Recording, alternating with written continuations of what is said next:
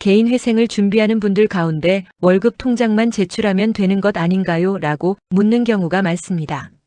하지만 실제 심사에서는 단순히 통장 한 개만 확인하는 것이 아니라 신청인의 자금 흐름을 종합적으로 살펴보는 절차가 진행됩니다. 법원이 통장 거래 내역을 확인하는 이유는 신청인이 실제로 어떤 소득을 얻고 있으며 돈을 어떻게 사용했는지 객관적으로 확인하기 위해서입니다. 제출한 자료와 실제 거래 내용이 일치하는지 확인하는 과정인 만큼 개인 회생 절차에서 매우 중요한 자료 중 하나라고 할 수 있습니다. 많은 분들이 월급이 입금되는 통장만 제출하면 심사가 끝난다고 생각하지만 그렇지 않습니다.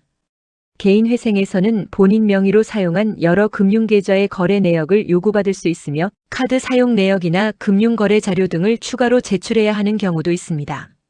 사건의 내용이나 법원의 요구에 따라 필요한 자료의 범위는 달라질 수 있습니다.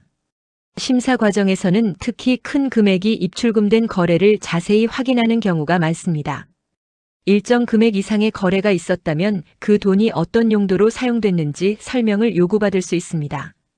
생활비나 병원비처럼 사용 목적이 명확하다면 큰 문제가 되지 않는 경우가 많지만 사용처를 설명하기 어렵다면 추가 자료를 제출해야 할 수도 있습니다. 대출을 받은 뒤 자금이 어디에 사용됐는지도 중요한 확인 대상입니다. 대출금을 기존 채무 상환에 사용했는지 생활비로 사용했는지 등 자금의 흐름이 확인되어야 합니다. 만약 사용 내역을 제대로 입증하지 못하면 심사 과정에서 불리하게 작용할 가능성도 있습니다. 주식이나 가상자산 투자, 도박과 관련된 거래가 있다면 더욱 신중하게 준비해야 합니다. 투자나 투기성 거래로 인해 자금이 크게 이동한 경우에는 거래 내역과 경위를 구체적으로 설명해야 하는 상황이 생길 수 있으며 경우에 따라 변제금 산정에도 영향을 줄 수 있습니다. 가족이나 지인에게 먼저 돈을 갚은 경우도 주의해야 합니다. 개인 회생은 모든 채권자를 공평하게 보호하는 절차이기 때문에 특정인에게만 우선적으로 변제한 사실이 있다면 그 경위에 대한 소명이 요구될 수 있습니다. 또 하나 자주 확인되는 부분은 신청 직전에 큰 금액을 현금으로 인출한 경우입니다.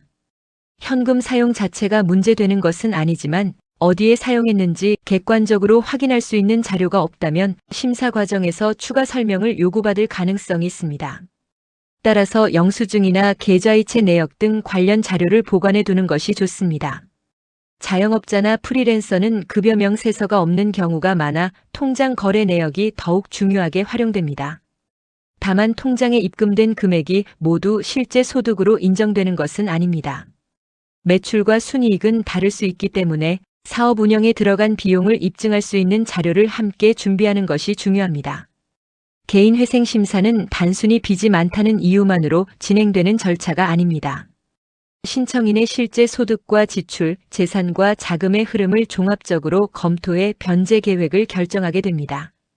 따라서 신청을 준비하고 있다면 통장 거래 내역을 미리 점검하고 큰 입출금이나 특이한 거래가 있었다면 그 이유를 설명할 수 있는 자료를 함께 준비하는 것이 좋습니다.